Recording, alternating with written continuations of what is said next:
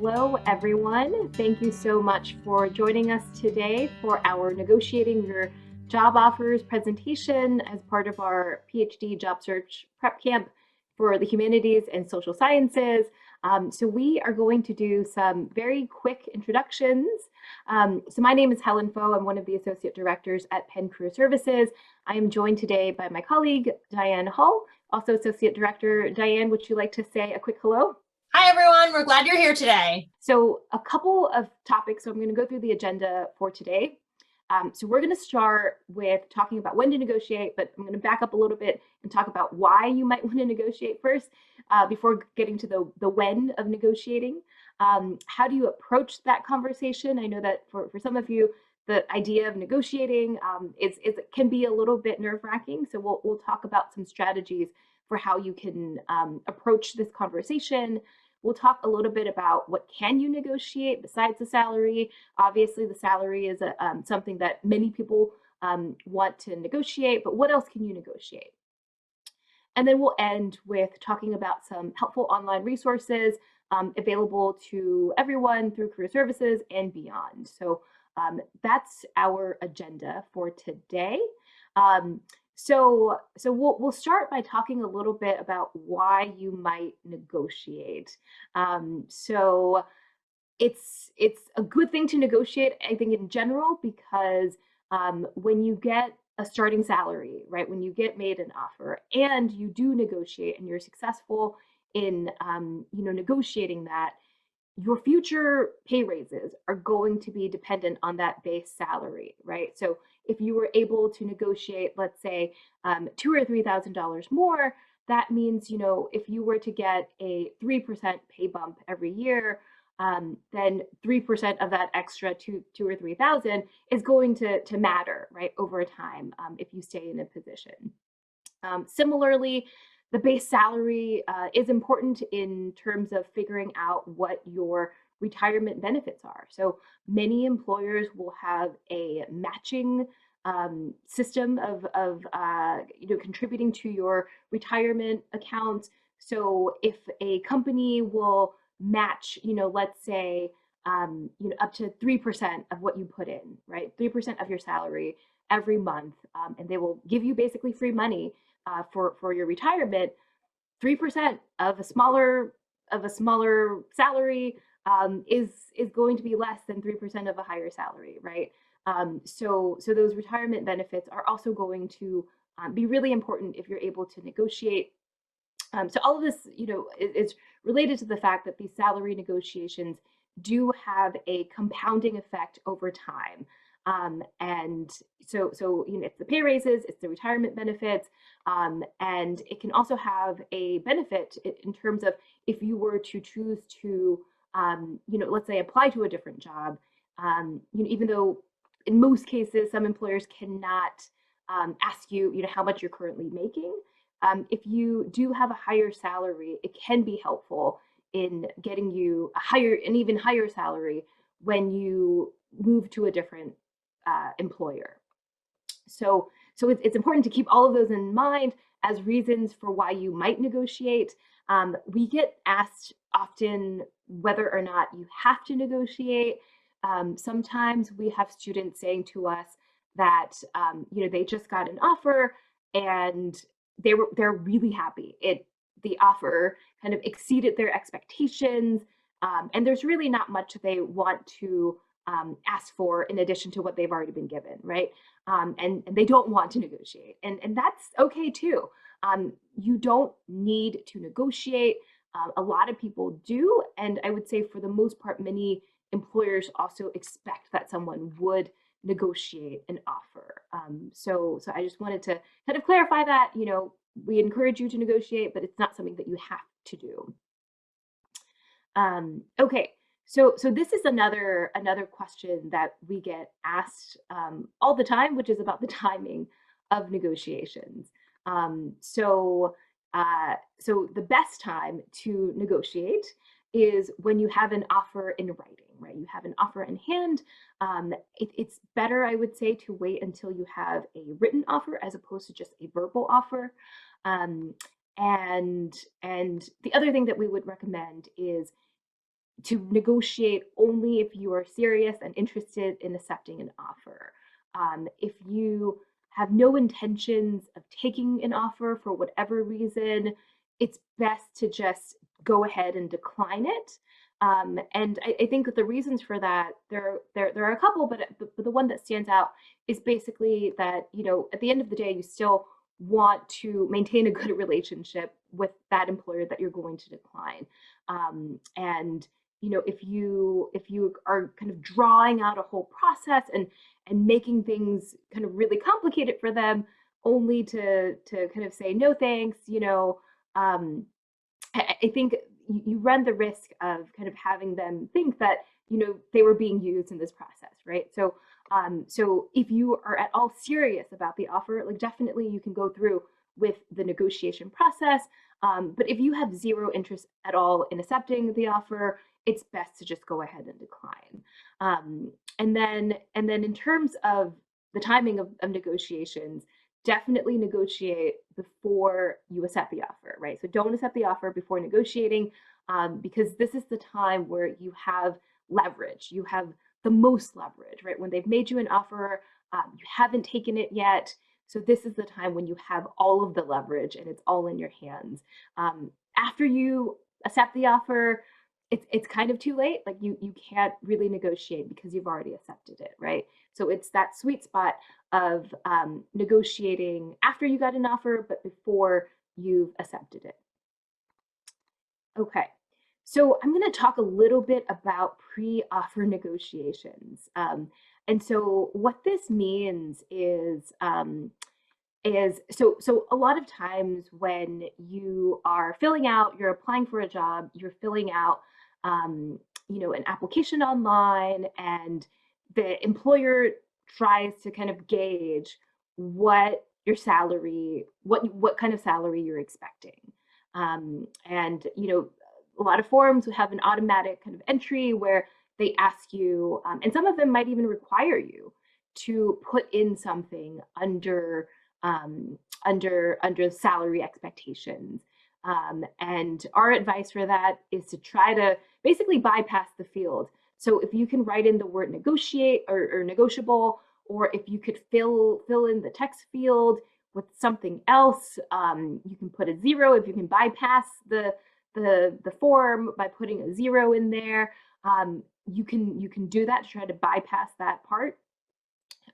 The other thing to do if you were forced to put a salary on a job application is to indicate a range.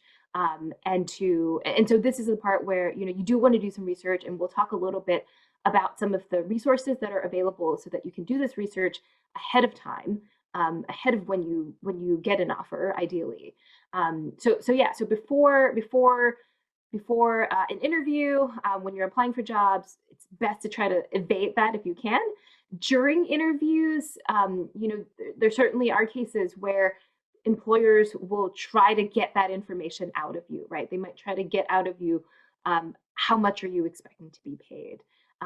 And our best advice is to try to delay that answering that question as long as possible.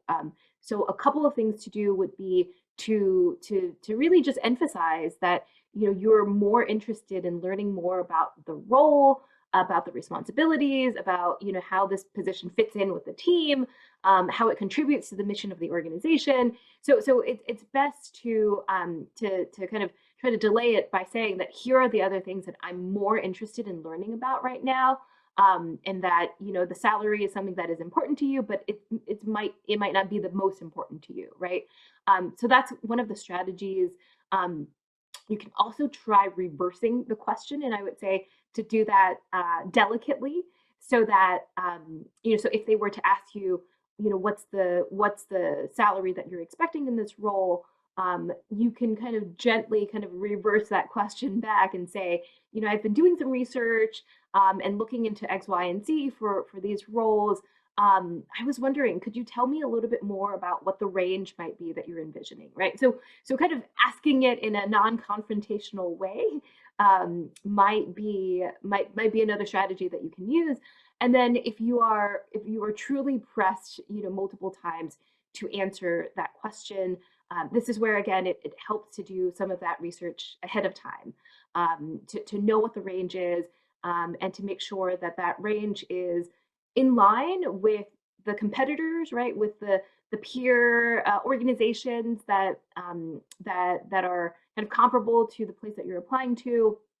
You can also, be sure to understand that the salary that you're researching is going to make sense in the part of the country that you're living in, right? Because some places have a higher cost of living, and you'll want to take into account all of those factors when you're coming up with a range. So those are a couple of things that you could do to try to push away that question as much as possible before being officially offered a job. So I'm going to stop just briefly to see, are there any questions so far about these kind of pre-offer negotiations? Okay. So Matthew says, it's great advice about the pay range in the initial application. Unfortunately, on Penn's Workday, it requires you to put a pay range. They often give a broad pay range for the job, so I typically try to find a middle ground. Yeah, thanks for sharing that. Yeah, so there are, I would say, a lot of companies that use applicant tracking systems like Workday, big corporations, universities. A lot of them have that question, and they kind of force you, right? Much like what you said, they require you to answer that question.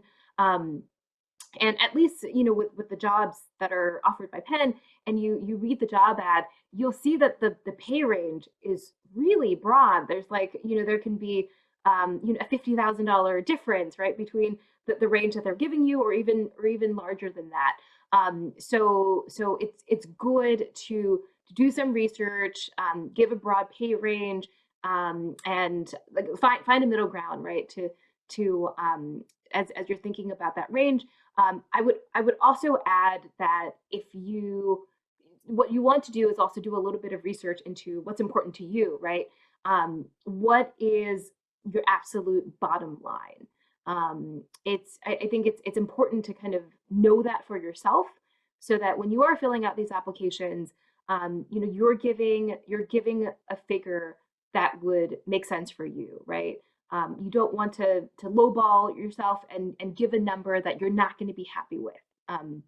So that kind of research is really important, right? Just in terms of being able to find a range that would be acceptable to you. Yeah, any other comments or questions about this? So I'm going to talk a little bit more now about the post-offer negotiations, which is the offer that you get. This is an official offer. I would say that usually when you receive an offer, it is given to you by phone or Zoom these days. And the reason for that is that, this is good news that employers are delivering. So they want to be able to share that with you in person. Sometimes you will get an email with the great news that you've been given the offer. So usually it's someone in HR or the hiring manager who will be in touch with you about this.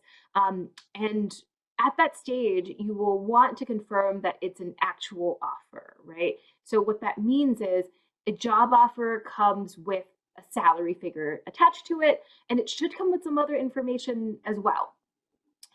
So if someone were to say, if I made you an offer, would you take it? That's not an offer, right? So you want to really confirm that it is in fact an offer. It has a figure attached to it.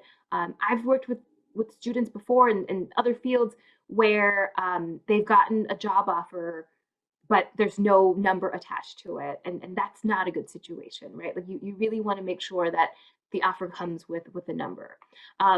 So at that stage, it's good to indicate how pleased you are, how excited you are about the offer, but to not accept it immediately.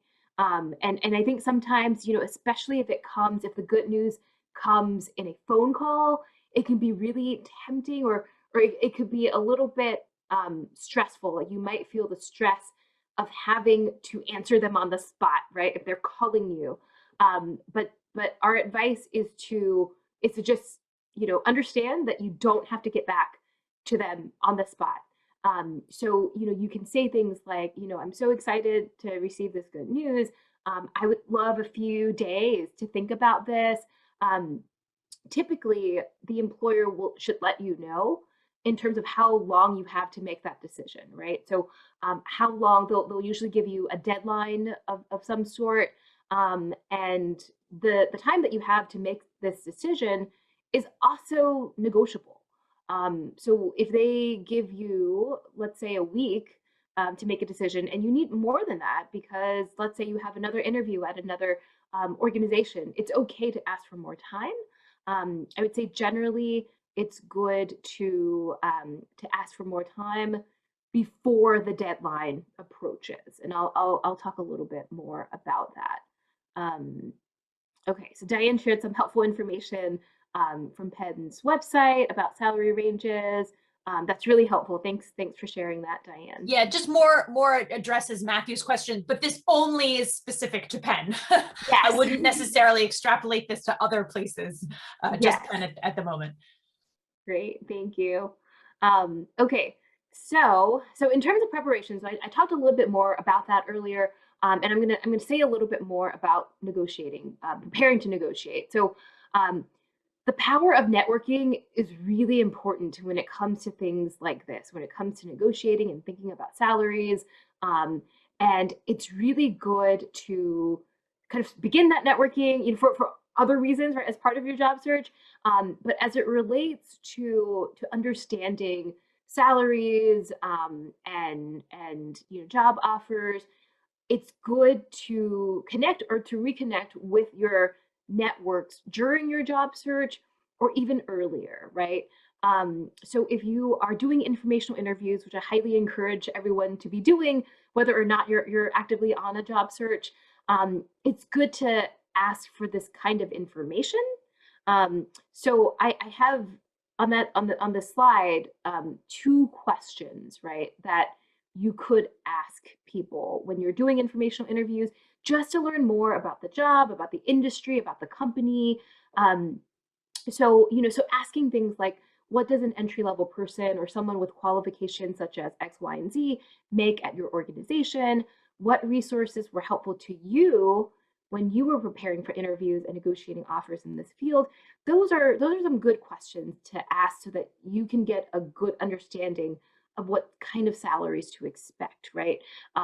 So I think sometimes when people are doing informational interviews, they're kind of afraid to bring this up, and I can totally see why that can be a little bit awkward.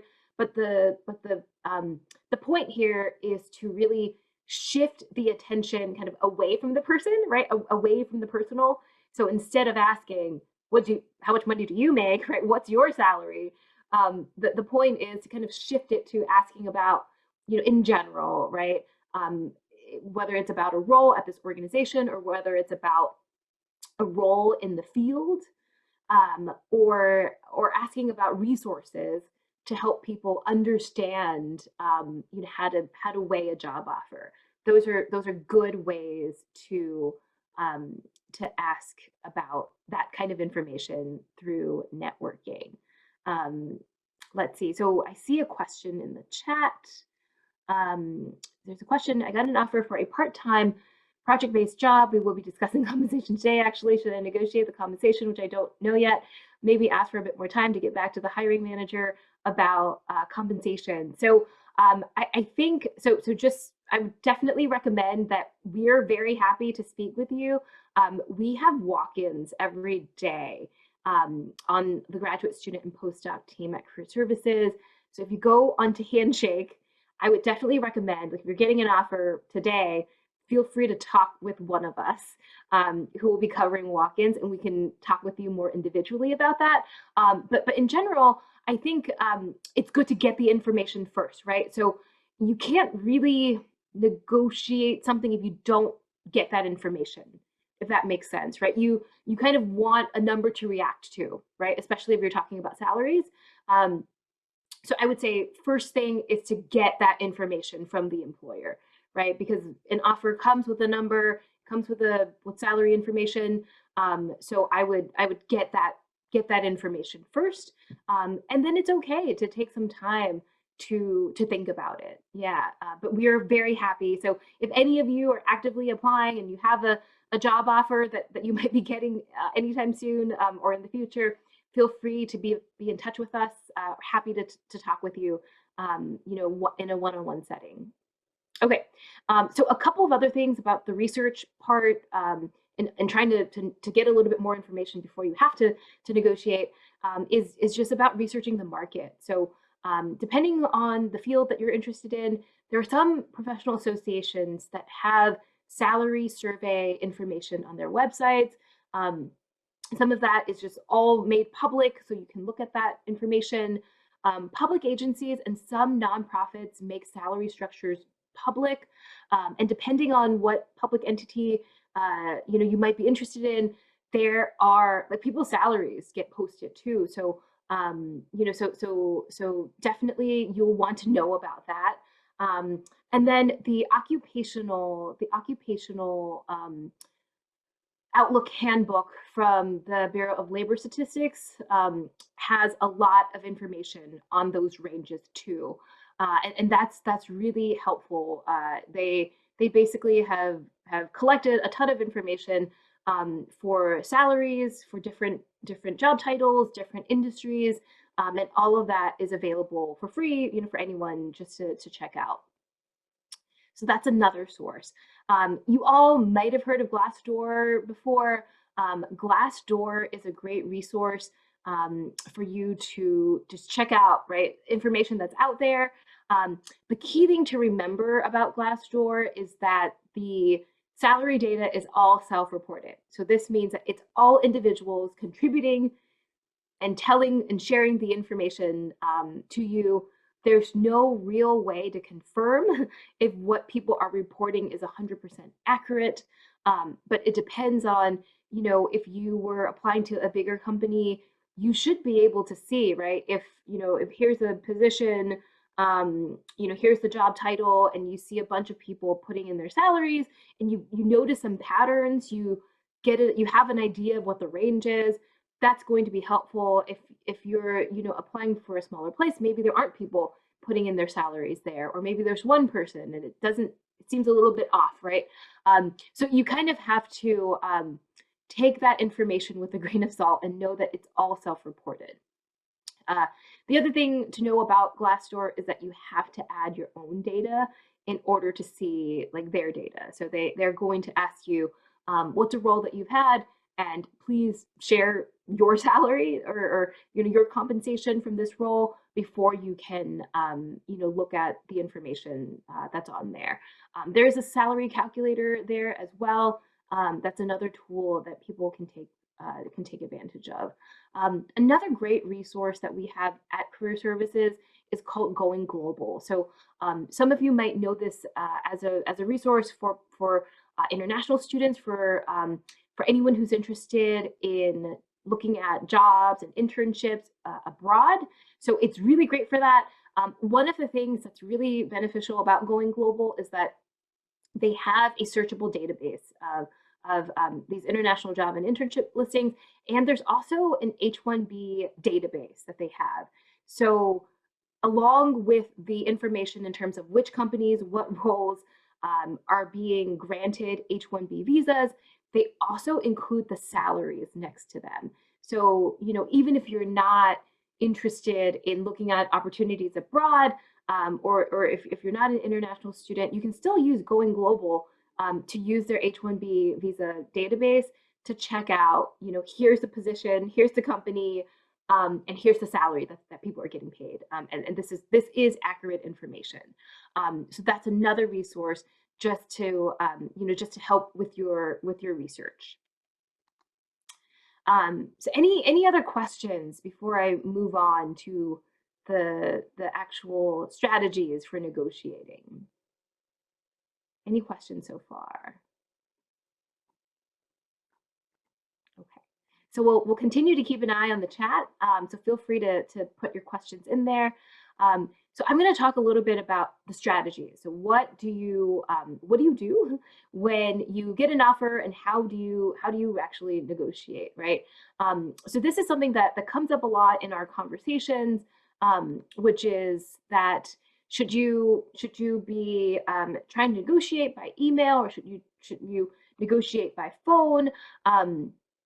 In general, we would advise that you should try to negotiate by phone over email. And the reason for that is that on the phone or by Zoom, it's a lot easier for you to convey enthusiasm, for you to convey a tone of collegiality, for you to just express how grateful you are in a way that I think can help kind of smooth that transition should you actually take the offer and become an employee, at that organization. So doing that allows you to kind of continue to grow this relationship, and to negotiate in a positive way.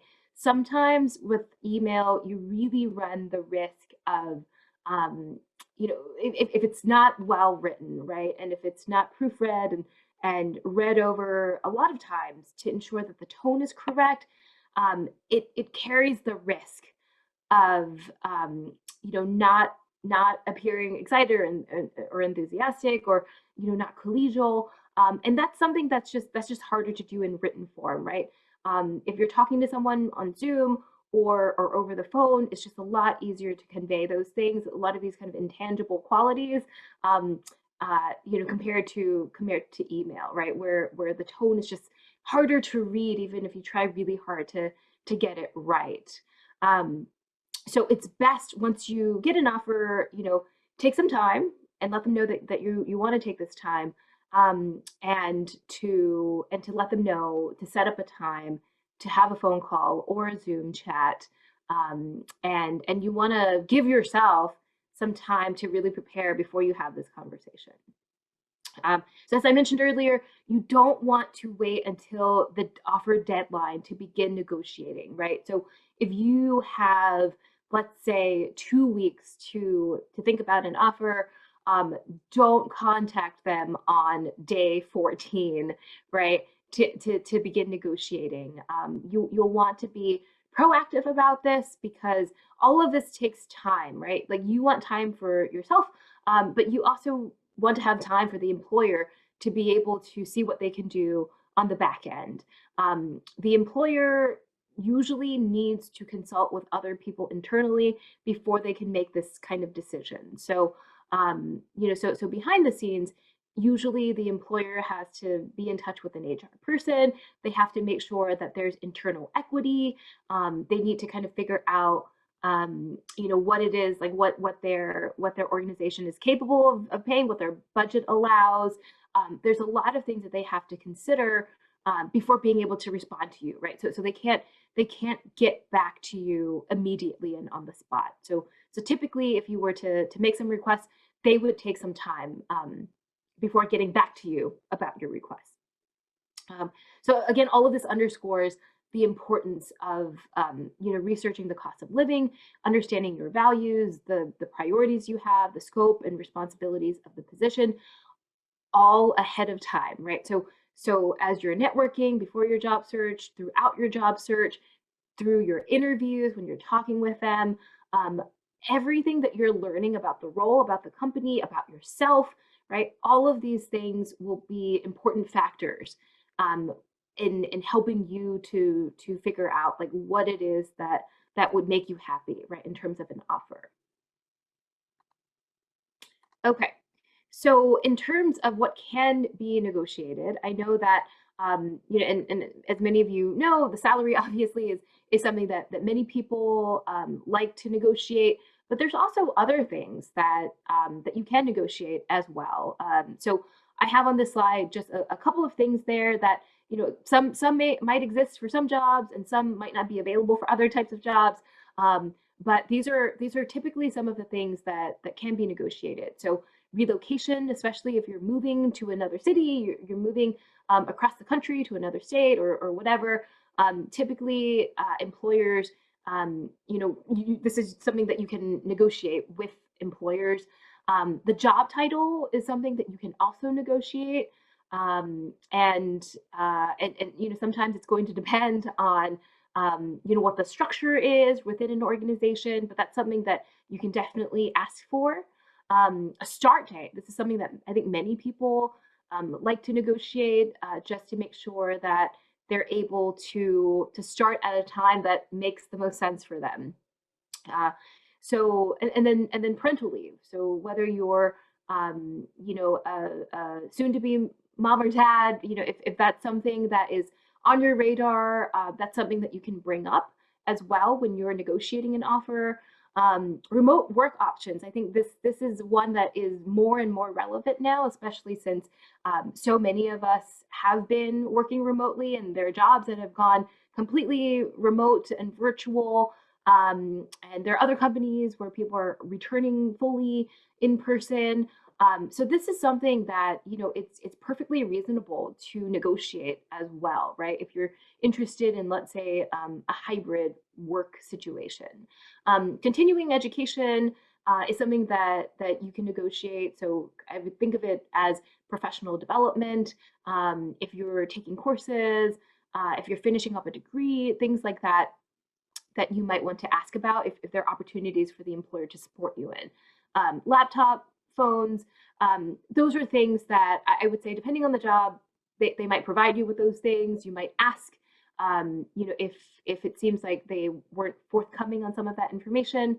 The next two items are things that, are you're going to see, not in a nonprofit setting, but more in the corporate setting. So bonuses, signing bonuses, long-term incentives like stock options, those are things that can be negotiated as well. And then promotion evaluation. So, if you were interested in let's say, this next level higher type of position, but they ended up kind of offering you a position that's a little bit more on the entry level side, you might want to negotiate if you could be evaluated and to have your performance evaluated, let's say, earlier than their standard process, right? If it's an annual appraisal process, you might say, hey, would it be possible for me to be evaluated for promotion, let's say, at the 6-month mark instead, right? So that's something else that can be negotiated. Okay, so I'm gonna, before I go on to talk about what to say, any questions so far about the other things that can be negotiated in a job offer? Any questions? Feel free to put them in.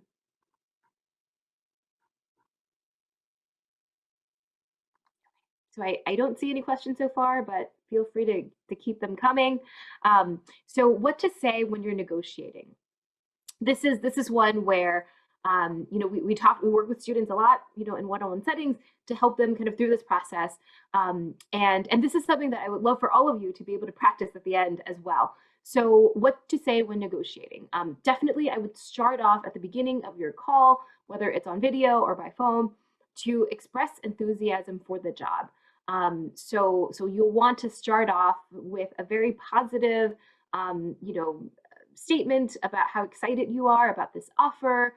You might even take this opportunity to also thank them again, if you haven't already, about how great the experience was, getting to know them throughout the interview process, right? So you want to kind of have a pretty good conversation when you're leading up to talking about what you want to ask for.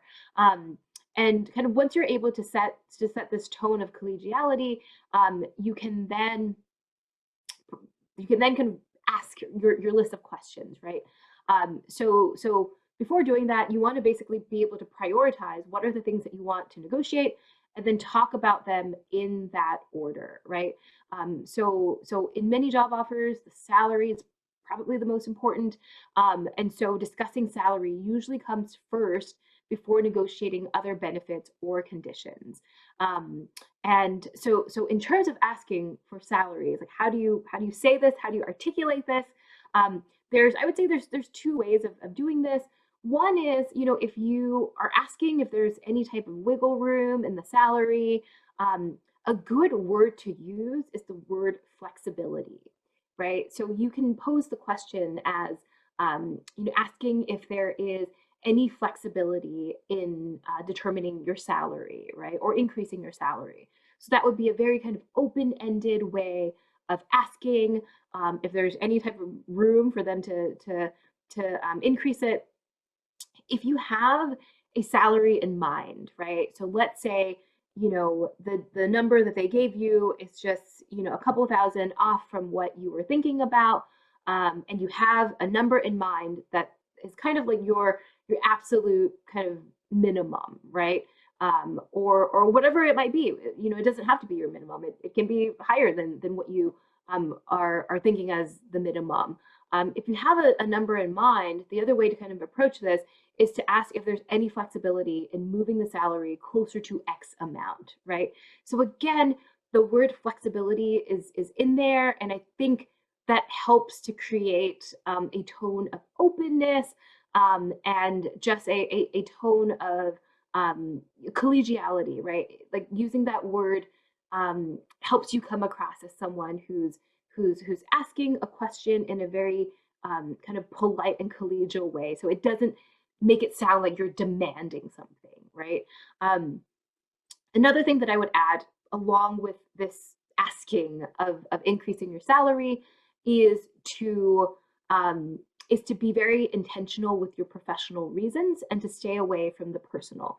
So after asking this question, you can add a sentence and say, with my background in this and this, I would, be really excited to, I would be really interested and be able to hit the ground running, right? To get started on working on X, Y, and Z. So you can kind of add a sentence or so about these professional reasons for asking for a bump in the salary. So staying away from the personal means, you don't have to say like, oh, I have X amount of student loans to pay off, or oh, I need to pay X amount in childcare, and so I would really like a higher salary. All of those personal reasons we would recommend to just remove from this conversation, right? Because this is a conversation kind of in a professional setting. So stick with those professional reasons. And in general, I would say once you ask the question and maybe give a sentence afterwards, stop talking. You can stop talking so that you can see how they respond, right? So you don't have to ask the question and then feel that you have to justify and keep talking for a long time. In fact, I think the best strategy is to ask the question, maybe add another sentence after that, and then stop talking and see what they say. Let's see. So there's another question in the chat. If you're asked to work remotely, full-time, or hybrid, can you negotiate Wi-Fi service, like having them pay the monthly bill? So that's something that you can definitely ask.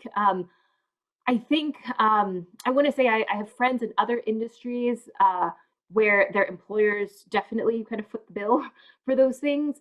So it's something that you can definitely ask. It is totally reasonable to ask for that.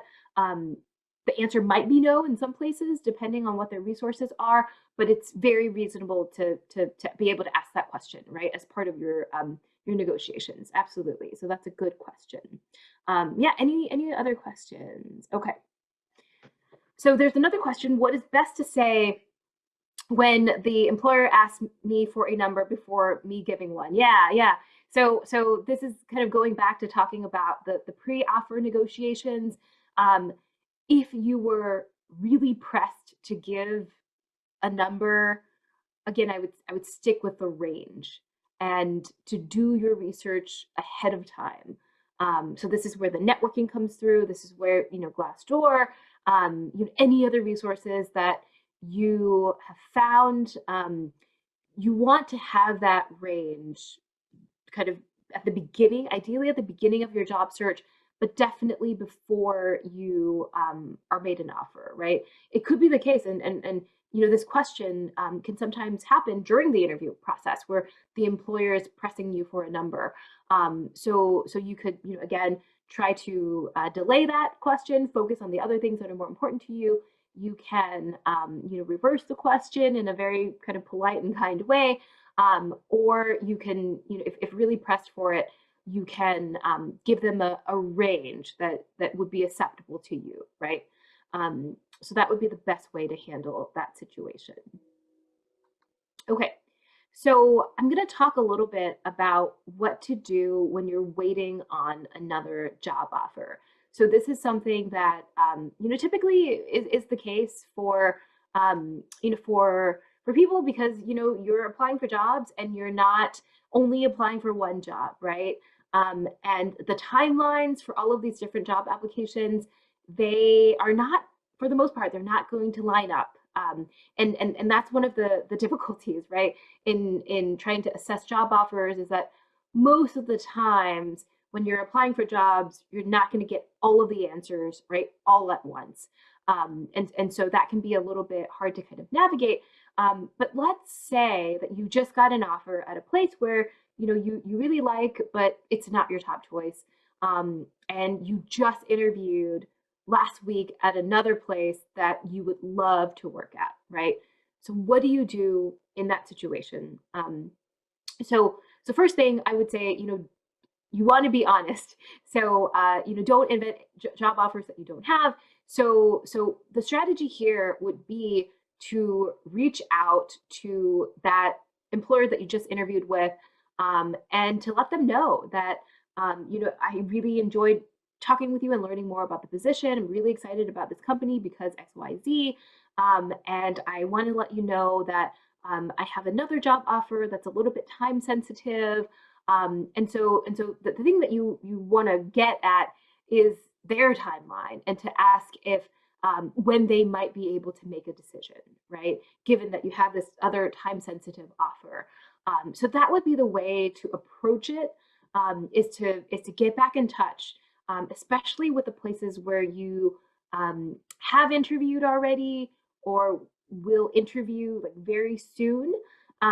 Typically, if you have an offer in hand, and here's another company that you just applied to, you just submitted your cover letter and resume, and that's it. You haven't heard back from them. You haven't been invited for an interview yet.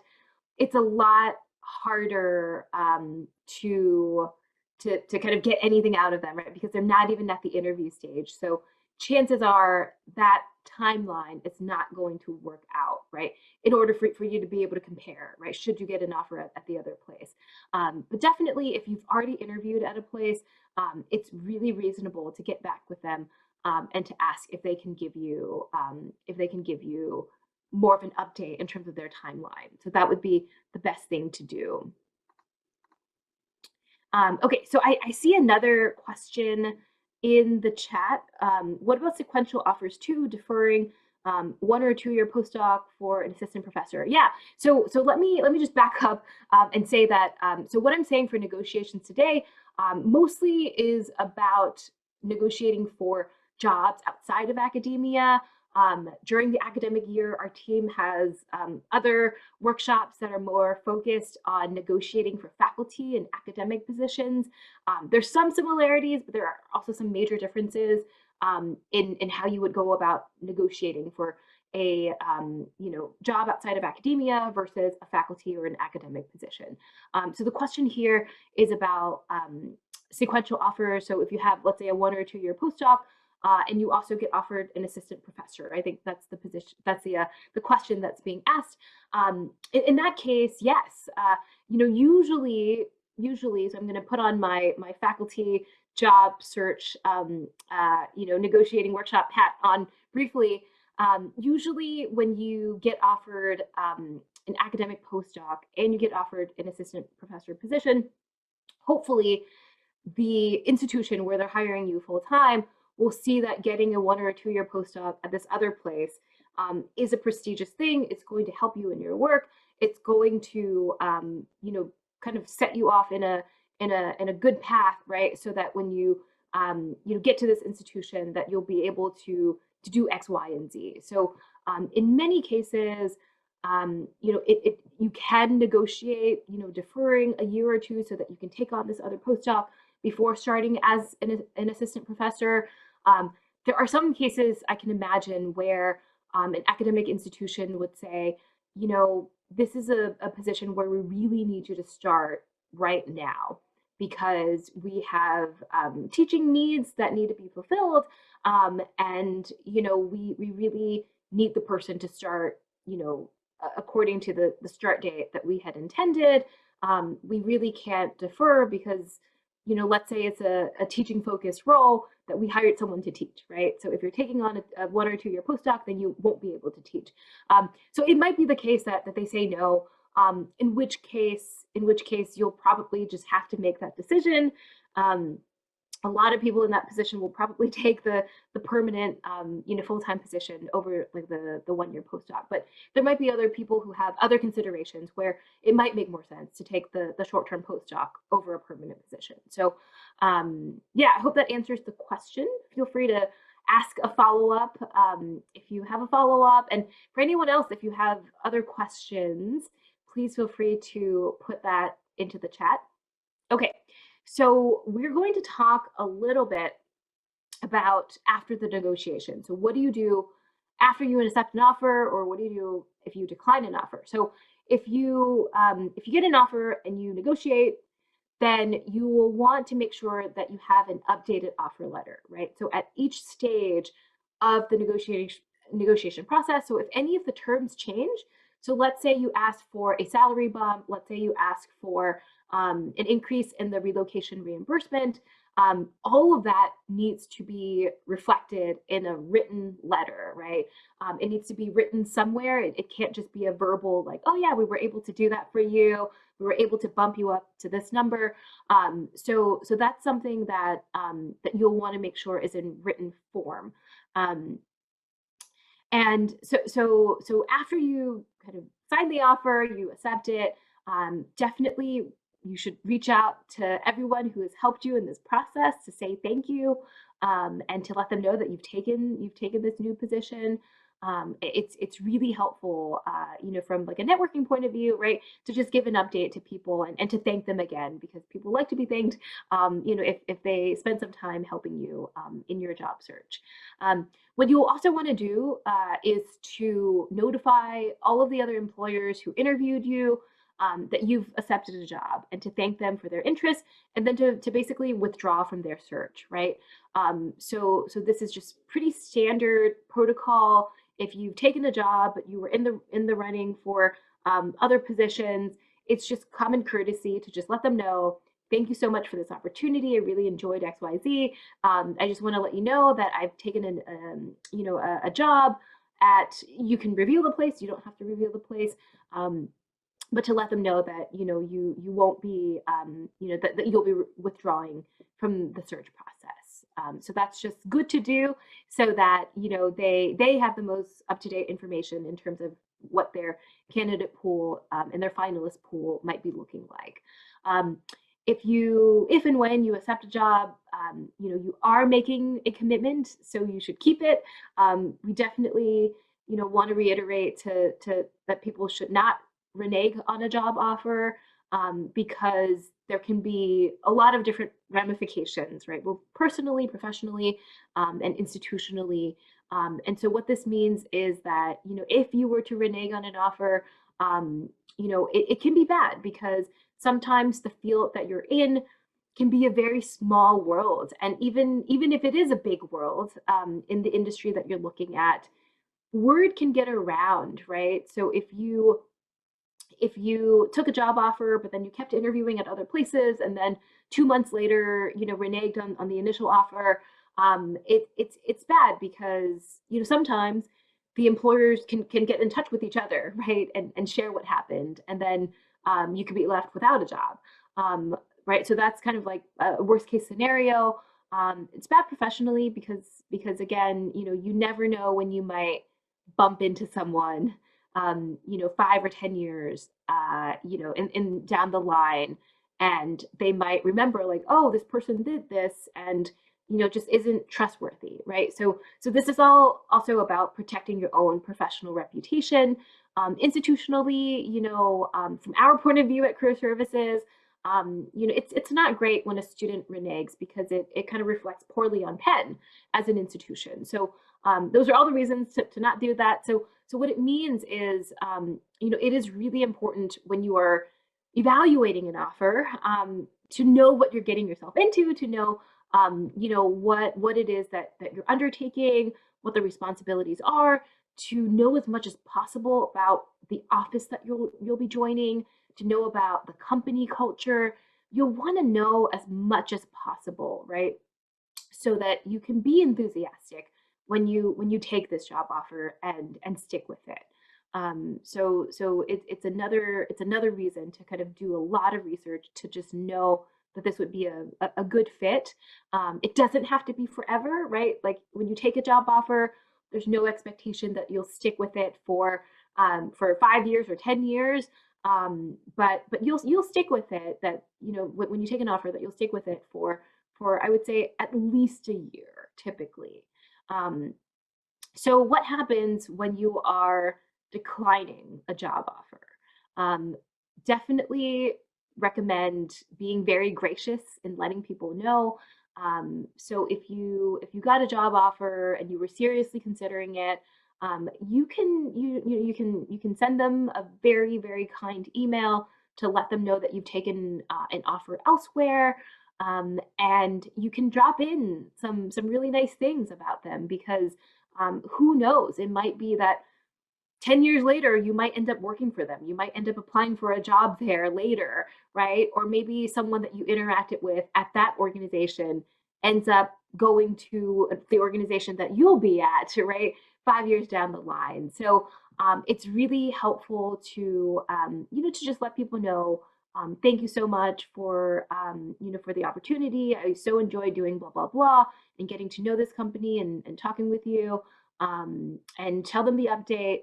And also, depending on how you might feel about it, you might want to stay in touch with them in some way, right? Maybe connecting with them on LinkedIn, or finding other ways to just kind of keep in touch with them, even if you don't take the offer, because chances are they're still going to be in your larger kind of professional network, and you might run into them at some point in the future.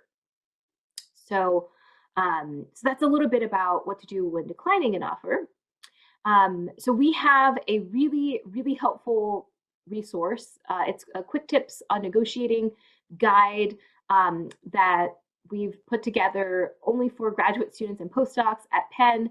And Diane, if you're able to share that link with everyone, that'd be great. Thank you so much. So that guide really summarizes a lot of what we've been talking about today. Lots of great information. So no need to kind of remember everything that I've said. A lot of what we've talked about today is in written form on that negotiating guide. So I definitely recommend that everyone take a look at it, bookmark it, download it, and save it, so that when it is time to negotiate, when you do get an offer, you can refer to that, and then definitely feel free to make an appointment with us at Career Services. We're very happy to speak with all of you about your unique and specific situations. Drop-ins are basically held daily, so when you need help immediately, they typically open each weekday morning at about 9:15 or so. So you could look for the same day appointments with us by Zoom or by phone, and we're really happy to work with you.